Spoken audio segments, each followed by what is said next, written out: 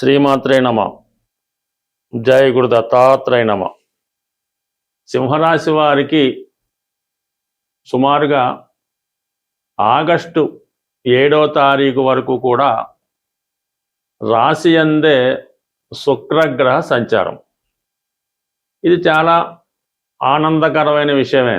శుక్రుడు రాశిలో సంచరించినప్పుడు సింహరాశి వారికి దశమాధిపతిగా స్వయం కృషితోనే మీరు చేసే ఉద్యోగ ప్రయత్నాలు చాలా వరకు నెరవేరుతాయి. అలాగే గతంలో దూరమైనటువంటి బంధువులు, ప్రధానంగా స్త్రీలు, తిరిగి మీతో పరిచయాన్ని పెంచుకునే ప్రయత్నం జరుగుతుంది. మీలో కూడా ఒక ఎంటర్టైన్మెంటు, ఆహ్లాదకరమైనటువంటి వాతావరణం మీ దగ్గర కనబడుతుంటుంది. సో ఇవన్నీ అనుకూలమైనప్పటికీ కూడా ఈ ఫలితాలు మీకు అందకుండా కేతు అనే గ్రహం అక్కడ ఉండడం వల్ల, ఈ కేతు శుక్రుల కలయిక రాశి అందు ఏర్పడడం వల్ల ఇది స్త్రీలతో విరోధాన్ని ఏర్పరుస్తుంది. ఆర్థిక పరంగా విపరీతమైనటువంటి ఫైనాన్షియల్ స్ట్రెస్ ఏర్పడుతుంటుంది. వ్యక్తిగతంగా మీరు స్త్రీ అయి ఉంటే మీ వ్యక్తిగత ఆరోగ్యంలో ఇబ్బంది కలుగుతూ ఉంటుంది. తప్పనిసరిగా చేయనటువంటి ఖర్చులు, కొన్ని పుణ్య కార్యక్రమాలు, ఉద్యోగపరమైన కొన్ని బాధ్యతలు సమయానికి నిర్వహించలేకపోతూ ఉంటారు. అందువలన కంపల్సరిగా ఈ రాశివారు శుక్రగ్రహానికి పరిహారం చేసుకోవాల్సి ఉంటుంది. ఎందుకంటే ఆగస్టు 7 వరకు కూడా ఈ ఫైనాన్షియల్ స్ట్రెస్, చేతిలో రూపాయి కూడా టైట్ ఏర్పడే పరిస్థితి కనబడుతుంటుంది. కాబట్టి అంటే ఎంత చెట్టుకు అంత గాలి, ఎంతవరకు అంత ఇబ్బంది ఉంటుంది. కాబట్టి కంపల్సరీగా మీరు దీనికి పరిష్కారం ఆలోచించవలసి ఉంటుంది. అయితే దీనికి అదృష్టపరంగా బుధుడు లాభస్థానంలో సంచరిస్తున్నాడు. మనకి ప్రస్తుతం మించిగా ఈ బుధగ్రహం కూడా మనకి ఆగస్టు 5వ తారీఖు వరకు కూడా లాభస్థానంలో సంచరిస్తూ ఉంటాడు. అయితే ప్రస్తుతం ఈ బుధుడు ఈ జూలై 24 వరకు, అంటే ఈ వారం 24వ తారీఖు వరకు వక్రగమనంలో ఉంటాడు. ఈ జూలై 24 వక్రగమనంలో ఉండడం వలన మనం ఫైనాన్స్ కొరకు, లేదంటే ఏదన్నా అవసరాల కొరకు 2-3 రకాలుగా ప్రయత్నం చేస్తుంటాం. కానీ ఏది కూడా సమయానికి సక్సెస్ అవ్వకపోవడం జరుగుతూ ఉంటుంది. అయితే ఇది అనూహ్యంగా మీకు జూలై 24వ తారీఖు నుంచి ఆగస్టు 5వ తారీఖులో మధ్యలో విపరీతమైనటువంటి ఫైనాన్షియల్ ఫ్లో ఏర్పడే అవకాశం ఉంటుంది. కాబట్టి మరి మీరు ఆర్థిక పరంగా ఏమాత్రం ఇబ్బంది పడకుండా కొద్దిగా వెయిట్ అండ్ సీ చూస్తూ ఇంచుమించుగా ఈ వారం చివరి దాకా వెయిట్ చేస్తే అక్కడ నుంచి మీకు ఫైనాన్స్ కూడా రిలీజ్ అవుతుంది. మీ అవసరాలకు తగ్గ విధంగా మీరు దాన్ని జాగ్రత్తగా ప్లాన్ చేసుకునే అవకాశం ఉన్నది. అయితే ఇక్కడ 12వ స్థానంలో గురువు, అలాగే రవి. అంటే రవి 12వ స్థానంలో ఉన్నప్పుడు ఏమవుతుందంటే ప్రభుత్వానికి చెల్లించవలసిన ట్యాక్స్లు వగైరా చెల్లించవలసి ఉంటుంది. పెద్ద మొత్తంలో మనకి ఏమైనా పేమెంట్ ఇవ్వాల్సి ఉంటే వారి నుంచి కొంత ఒత్తిడి ఏర్పడుతూ ఉంటుంది. అలాగే ఏంటంటే తప్పనిసరి పరిస్థితుల్లో ఎవరో ఒకరికి హెల్త్ ప్రాబ్లం వల్ల, అదనపు బాధ్యతల వల్ల వారి కోసం మనం కొంత శ్రమ పడవలసి ఉంటుంది. వారికి కొంత ధనాన్ని వెచ్చించడం కానీ, వారి కోసం టైం స్పెండ్ చేయడం కానీ జరిగే అవకాశం ఉంది. అయితే గురువు అక్కడ ఉండడం వల్ల అంటే ప్రతిదీ కూడా ఇంపార్టెంట్ విషయం అవుతుంటుంది. ఇందులో ఏది కూడా వేస్ట్ అవ్వదు. ఈ సమయంలో కొన్ని ఆధ్యాత్మిక కార్యక్రమాలకి, పుణ్యక్షేత్రాలు దర్శించడానికి, పెద్దవారిని సత్కరించడానికి, కొన్ని ధర్మ కార్యక్రమాలకి ధనాన్ని వెచ్చించడం జరుగుతూ ఉంటుంది. బట్ ఏదైనా 12వ స్థానంలో ఉన్నటువంటి గ్రహాన్ని బట్టి మన ఖర్చు, ఆదాయం అన్నీ ఏర్పడుతుంటాయి. 12లో గురువు ఉంటే మంచి కార్యక్రమాలకి ధనం ఖర్చు పెడుతుంటాడు. అక్కడ రవి ఉండడం వలన ప్రభుత్వ ఖర్చులు, పిల్లల కోసం, వాటి కోసం ఖర్చు అవుతుంటుంది. బట్ ఏదైనా ఇది డిమాండ్ పూర్వకంగా ఉంటుంది అన్నమాట. రవి లాంటి గ్రహం ఎక్కడున్నా ఆ భావం మనల్ని డిమాండ్ చేస్తుంటుంది. అందుకని కంప్లీట్గా మరి ట్యాక్స్లు, జిఎస్టీ అటువంటివన్నవి చెల్లించవలసి ఉంటుంది. లేనితో కొంత ఒత్తిడి, మనం కొంత ఇబ్బంది పడడం కూడా జరుగుతుంది. కాబట్టి ఆ విషయంలో కొంత ప్లానింగ్ కరెక్ట్గా చేసుకోవడం మంచిది. బట్ ఏదైనా అన్ని సమస్యలు వాటికి అవే పరిష్కారం అవుతాయి.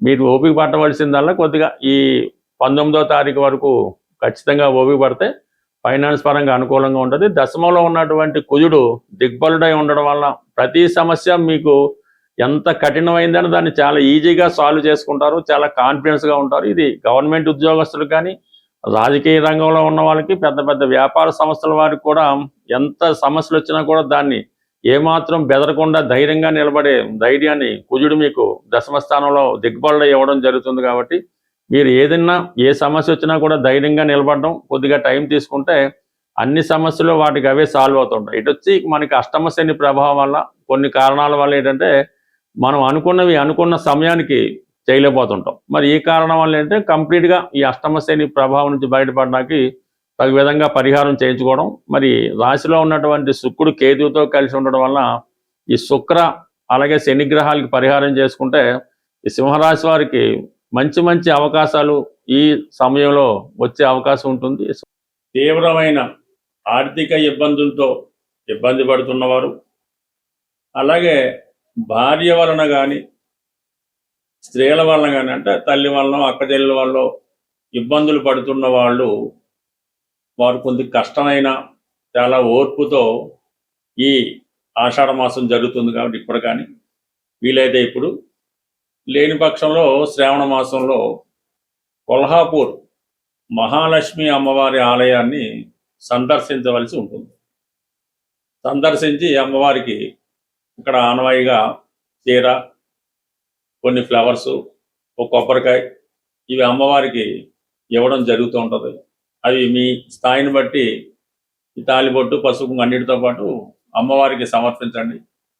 అక్కడ వాళ్ళు మీకు మీరిచ్చిన కొబ్బరికాయని తిరిగి మీకు ఇవ్వడం జరుగుతూ ఉంటుంది. పీస్తో ఉన్నది ఇస్తారు. అది చాలా జాగ్రత్తగా మీరు ఇంటికి తెచ్చుకొని మీ పూజా మందిరంలో మహాలక్ష్మి అమ్మవారు అంటే ఏదో అమ్మవారి ఫోటో ఉంటుంది కదా, ఆ ఫోటో దగ్గర ఈ కొబ్బరికాయ పీస్తో ఉన్న కొబ్బరికాయ జాగ్రత్తగా పెట్టుకొని దాని పక్కనే ఒక జాడీ లాంటి హుండీ లాంటిది పెట్టుకోవాలన్నమాట. జాడీ అంటే మంచిది, అది ఎంత పెద్దైనా చిన్నదైనా పర్లేదు. అందులో ప్రతి శుక్రవారం ఎంతో కొంత ధనాన్ని వేయటం, ఆ కొబ్బరికాయ ఆ జాడీ పైన పెట్టడం వల్ల మీరు వారం వారం రోజు రోజు ఏదో విధంగా ఎంతో కొంత మీకు తోచింది బ్రేక్ లేకుండా వేస్తూ ఉంటే మీకు ఉన్నటువంటి అన్ని ఆర్థిక సమస్యలు 100% పరిష్కారం అవడం జరుగుతుంది.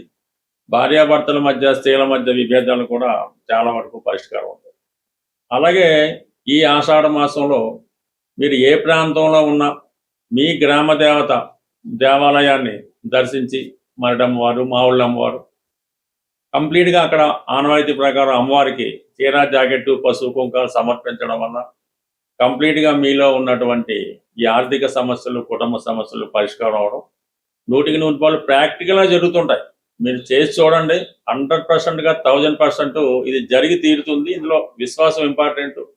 అలాగే మీరు ఈ పుణ్యక్షేత్రాలు దర్శించినప్పుడు, అలాగే గ్రామ దేవతను దర్శించి ఆ రోజు మీరు కొద్దిగా మీ యొక్క వ్యసనాలకి, బలహీనతలకి 100% దూరంగా ఉండాలి. ఇక ప్రధానంగా జనరల్ స్పాసిబిలిటీ మామూలుగా జీవితంలో ప్రధానంగా ఎప్పుడూ చేస్తుంటే కొన్ని మీకు నిత్యం సౌభాగ్యాన్ని, ఆర్థికంగా మంచి స్థాయిని, మంచి ఆరోగ్యాన్ని ఇవ్వడం జరుగుతుంటుంది. మీరు ఈ టీత్ అంటే పళ్ళు తోముకునే ముందు ఈ పటిక పొడితో పళ్ళు తోముకోవడం వల్ల జనరల్ స్పాసిబిలిటీ ఏర్పడే అవకాశం ఉంది.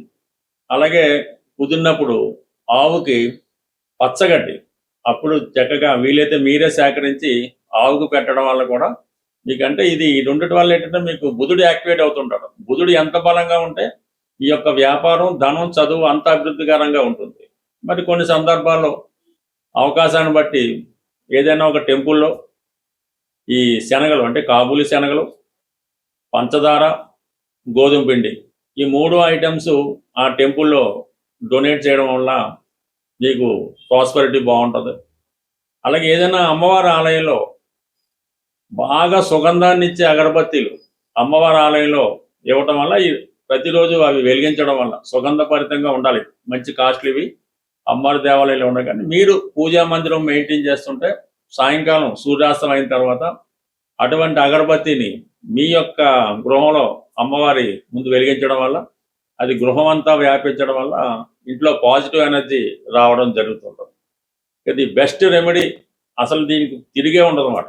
మీరు ఎంత కుదిరితే అంత ఈ బొంబాయి రవ్వ అనే గోధుమను ఒక పావు కేజీ, ఓ పావు కేజీ పంచదార, ఒక పావు కేజీ నెయ్యి లేదా 100 గ్రాముల నెయ్యి ఇవన్నీ శుభ్రంగా కలిపి చీమలకి ఆహారంగా వేయాలి. ఎక్కడ ఈ ఫారెస్ట్లోనూ లేదంటే ఈ తోటల్లోనూ అక్కడక్కడ ఉంటుంటే మీరు చీమలు చూడక్కర్లేదు, అక్కడ ఎంత అవే తీసుకుంటాయి.